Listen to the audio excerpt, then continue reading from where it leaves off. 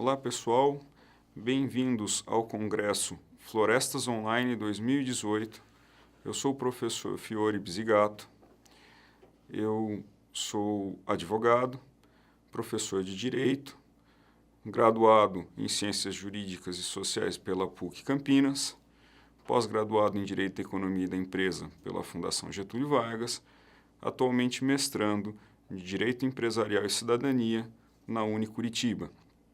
Sou professor de Direito na Universidade de São Francisco, aqui em Campinas. Sou professor de Direito na Unimogi, em Mogi Guaçu. E hoje nós vamos conversar um pouco sobre direito ambiental. Você gostaria de saber um pouquinho mais a respeito de licenciamento ambiental e os seus procedimentos administrativos para obtenção de licenças de utilização e exploração de recursos naturais? Esse é o tema da nossa conversa de hoje. Mas, para falar sobre direito ambiental, nós precisamos ambientar a questão do direito, da economia, até a proteção que o legislador confere ao meio ambiente. Para fazer essa ambientação, é necessário entender que o homem é um animal social e tem necessidades. A satisfação dessas necessidades depende de recursos ambientais e, evidentemente, atualmente, nós temos também a necessidade dos bens de consumo. Todo homem precisa de um mínimo para sobreviver, sejam através de alimentos, saúde, roupas, entre outros tantos bens que nós poderíamos observar. É interessante trazer também a ideia de que, para o legislador, bem se traduz em um interesse humano, um interesse legitimamente tutelado ou protegido. Muito bem, nosso ordenamento jurídico, ele parte da ideia de que as necessidades humanas dependem desses bens e esses bens, eles são escassos. Nem todos têm acesso a todos os recursos que necessitam. Daí, o surgimento dos conflitos de interesse. Os conflitos de interesse, eles precisam ser solucionados. Nos primórdios, é claro, é possível imaginar que o homem solucionava os seus conflitos de interesse pela força de suas próprias mãos. A lei do mais forte, a lei do olho por olho, dente por dente, já nos traz essa ideia de solução de conflitos com a utilização das próprias mãos e o recurso da força. Nós chamávamos, dentro da história do direito, de autotutela. Essa autotutela, é claro, traz para nós a possibilidade de excessos, arbitrariedades. O Estado não poderia deixar que essas arbitrariedades se perpetuassem. Então, o Estado monopolizou a justiça e também trouxe as normas de solução de conflitos de interesse. A lei, em última análise, visa solucionar os conflitos surgidos na sociedade. A ideia é que a norma regule a conduta humana. Bom, norma, regulamento, regra são itens que todos conhecemos de uma maneira bastante leiga. Entretanto, a regra jurídica se destaca entre as regras que nós conhecemos. Vejam, todos nós entendemos sobre regras de etiqueta, por exemplo, regras de conduta social dentro de um ambiente específico. Qual a diferença das regras de etiqueta para as normas jurídicas? As regras de etiqueta, se elas não forem cumpridas, elas não têm ou não trazem uma penalidade. Já a norma jurídica, o seu descumprimento ou violação pode acarretar uma penalidade ao agente violador. Muito bem. Nesse sentido, nós temos a criação das regras jurídicas que devem ser cumpridas para que a sociedade viva em harmonia. A ideia, portanto, do ordenamento jurídico é a pacificação social. Ótimo. O ordenamento jurídico, ele é estudado por uma ciência que se chama direito. A ciência do direito, ela é sistematizada a partir da observância dos interesses. Portanto, uma clássica observação do direito consegue dividir ou ramificar o direito em dois grandes ramos, chamados de direito público e direito privado. O direito público tutela os interesses coletivos ou públicos. Os interesses públicos, eles estão abarcados na Constituição Federal, eles estão abarcados no direito administrativo, nas regras de direito processual em qualquer das suas searas, no direito penal, entre outros. O direito privado regula os interesses entre particulares. Os interesses particulares, ou interesses entre particulares, eles são observados, pelo menos, através de uma ramificação do direito privado. Essa ramificação do direito privado originou o direito civil e o direito empresarial, por exemplo.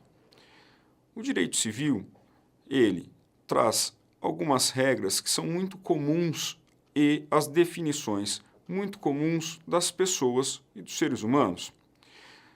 O próprio termo pessoa, como sujeito de direitos, é estudado pelo direito civil e depois difundido para os demais ramos do direito. Pessoa é sujeito de direitos que tem possibilidade de adquirir direitos e contrair obrigações. Nós conhecemos as pessoas físicas, chamadas de pessoas naturais, e as pessoas jurídicas, chamadas de entes morais, que, entre outras conotações doutrinárias, é um ente fictício que, em geral, nós reconhecemos nas empresas e nos empreendimentos de natureza privada. Muito bem, os empreendimentos de natureza privada, em sua boa parcela ou grande maioria, tentam explorar recursos naturais para a produção de bens que vão ser acessíveis à população. Os bens acessíveis pela população, como nós dissemos, eles são interesses e muitos deles são necessários à sadia qualidade de vida. Muito bem, os bens necessários à população, eles são originados dos recursos naturais. Os recursos naturais nos trazem toda a sorte de bens possíveis, tanto para o consumo, quanto para uma vida sadia, uma vida com qualidade. O acesso à água potável é necessário à vida, como também é necessário o acesso aos alimentos, às roupas, mais modernamente aos telefones celulares, veículos, combustível, entre outros. Todos eles têm origem em recursos naturais. Os recursos naturais são escassos e, por si só, já traz para nós uma necessidade de proteção ou de tutela. Perfeito. Para avançar na nossa compreensão a respeito do tema direito ambiental, é necessário enxergar que é um direito relativamente novo. Novo porque sua concentração ou seu foco de interesse surgiu há pouco mais de 100 anos. Nesse sentido, nós podemos destacar o direito ambiental como um direito de terceira geração, chamado também de direito coletivo, difuso, cuja observância é mais ampla do que o direito privado e talvez mais ampla do que o próprio direito público, uma vez que transcende o indivíduo e os interesses coletivos. Bem ambiental, portanto, é uma espécie de bem diferente de outras espécies que nós pudéssemos falar a respeito dos ramos do direito clássico, público e privado, que comentamos anteriormente. O bem ambiental é um bem que pertence a todos e ninguém ao mesmo tempo. A quem pertence o ar atmosférico? a quem pertence a água do mar? A quem pertence as florestas? Essas perguntas, em tese, parecem sem soluções, mas uma coisa é clara: todos nós devemos preservar o meio ambiente. A Constituição Federal Brasileira trata do assunto meio ambiente em alguns de seus dispositivos normativos, merecendo destaque o dispositivo normativo do artigo 225, que menciona: todos têm direito ao meio ambiente equilibrado, necessário à sadia qualidade de vida, que deve ser preservado pelo poder público e pela coletividade.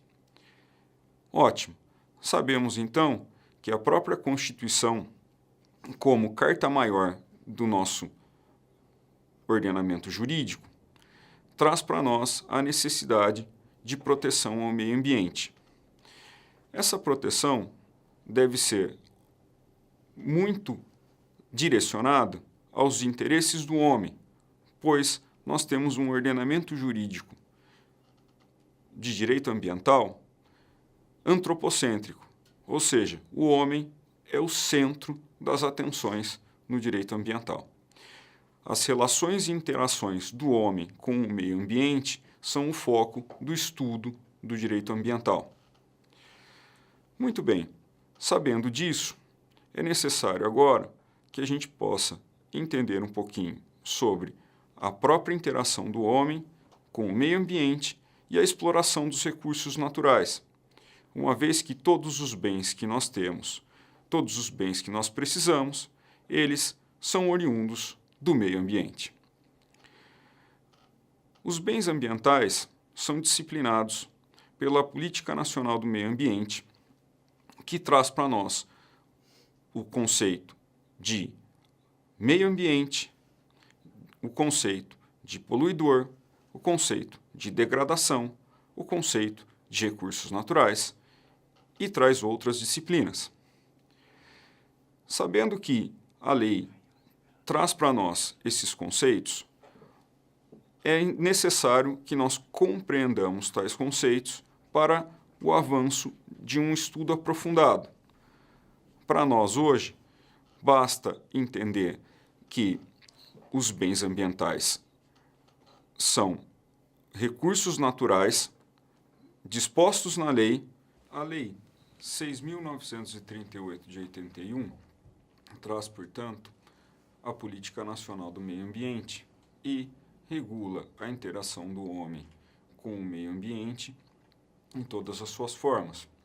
Evidentemente, é bom destacar que essa lei não esgota o assunto de direito ambiental, uma vez que as relações do homem com a natureza são dinâmicas e em constante alteração devido ao progresso que nós sentimos e ao desenvolvimento social. Muito bem, falar em desenvolvimento social traz também a ideia dos fatores que medem o desenvolvimento social. Entre esses fatores, nós temos o fator econômico. O fator econômico é uma medida de desenvolvimento social e a economia, evidentemente, também traz para nós, inserida dentro de um contexto ambiental, uma importante relação. Afinal de contas, os empreendimentos e atividades que visam atender os interesses e as necessidades humanas são empreendimentos econômicos que exploram recursos ambientais. Essa exploração de recursos ambientais, ela é tão importante para nós que o legislador resolveu tratá-la de uma maneira bastante importante e regrada. Muito bem. A Política Nacional do Meio Ambiente trouxe para nós alguns órgãos, entre eles o CONAMA, que é o Conselho Nacional do Meio Ambiente, e o IBAMA, um órgão executivo que visa cumprir as regras e diretrizes determinadas pelo CONAMA e, portanto, tentar regular a atividade econômica relacionada com o meio ambiente. Perfeito. Para que nós possamos avançar a respeito de licenciamento ambiental, é importante entender que a atividade econômica na exploração do meio ambiente, na exploração dos recursos naturais, ela pode causar a degradação do meio ambiente ou ainda a poluição do próprio meio ambiente. A degradação e a poluição, portanto, elas são objetos da Política Nacional do Meio Ambiente, que também traz penalidades às pessoas que poluem o meio ambiente ou degradam o meio ambiente. As penalidades, elas são mais importantes no que diz respeito à reparação do meio ambiente do que, propriamente dito, na prisão do poluidor. O legislador tratou de regular a reparação do meio ambiente e a violação dos recursos naturais, tanto no que diz respeito às pessoas físicas poluidoras, como também às pessoas jurídicas. As pessoas jurídicas que causam prejuízo ao meio ambiente têm o dever de repará-lo. Mas, voltando à ideia econômica do direito ambiental, ou pelo menos o pano de fundo econômico do direito ambiental, é necessário a produção de bens de consumo para a satisfação das necessidades humanas. E essa produção de bens de consumo necessários à satisfação dos interesses do ser humano, essa produção ela acaba por gerar matéria e energia que são dispostos no meio ambiente ou lançados no meio ambiente. Não é de se imaginar que o legislador pretenda que se evite ou se proíba lançar matéria ou energia no meio ambiente. Evitar ou proibir poderia significar, entre outras coisas, a paralisação de todas as atividades de produção e, portanto, o fim do desenvolvimento social e econômico. A ideia do legislador é trazer regras, fixando padrões para que a matéria e a energia lançada no meio ambiente possa causar o menor impacto possível. O menor impacto possível significa uma menor poluição ou uma menor degradação, garantindo que o meio ambiente seja preservado para as presentes e futuras gerações, o que nós chamamos de desenvolvimento sustentável. Muito bem, ao passo dessa observação, o legislador da Lei 6.938 de 81 criou instrumentos para regular a atividade estatal na fiscalização e no policiamento da exploração dos recursos ambientais. Muito bem, sabendo disso, o legislador trouxe para nós, no artigo 9º da referida lei, tais instrumentos de maneira exemplificativa, como estabelecimento de padrões de qualidade ambiental, o zoneamento ambiental e o licenciamento ambiental. O licenciamento ambiental nada mais é do que a concessão de licença para a exploração do uso incomum do meio ambiente.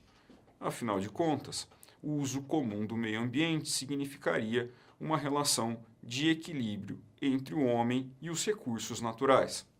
O uso incomum traz para nós a ideia de exploração ou ainda de uma maneira de extrair da natureza os recursos que ela nos traz, os recursos necessários à produção e, posteriormente, o consumo dos bens ambientais. Sabendo disso, o legislador precisa trazer para nós uma fiscalização tanto para a instalação como para a operação dos empreendimentos que visam a exploração desses recursos. O procedimento administrativo que, de alguma forma, traga essa autorização é um procedimento que chamamos de licenciamento ambiental.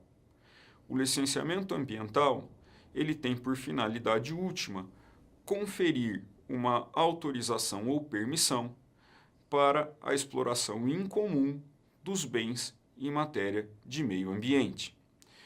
Essa exploração incomum deve manter uma proteção ou propensão ao equilíbrio ecológico e ao desenvolvimento sustentável. Sendo assim, é importante destacar que as licenças e permissões ambientais, elas visam a proteção do meio ambiente, e protegendo o meio ambiente, a ideia é o equilíbrio ecológico e uma sadia qualidade de vida a todos. O licenciamento ambiental, ele é feito através de um estudo ou de muitos estudos que se faz com relação ao meio ambiente e à instalação desses empreendimentos. Esses estudos podem ser de várias formas, merecendo destaque o conhecido estudo de impacto ambiental, que é também conhecido como EIA, e que tem como conclusão o relatório de impacto ambiental, conhecido como RIMA. Esses dois instrumentos são muito importantes para se avaliar qual é o impacto da atividade econômica no meio ambiente. Avaliando esse impacto da atividade econômica, é possível verificar a viabilidade do empreendimento que atenda às necessidades tanto dos particulares como do próprio poder público. Assim, convido vocês a participar do nosso encontro no Forest Class, cursos online, que vai discorrer mais propriamente sobre o assunto licenciamento ambiental. Muito obrigado.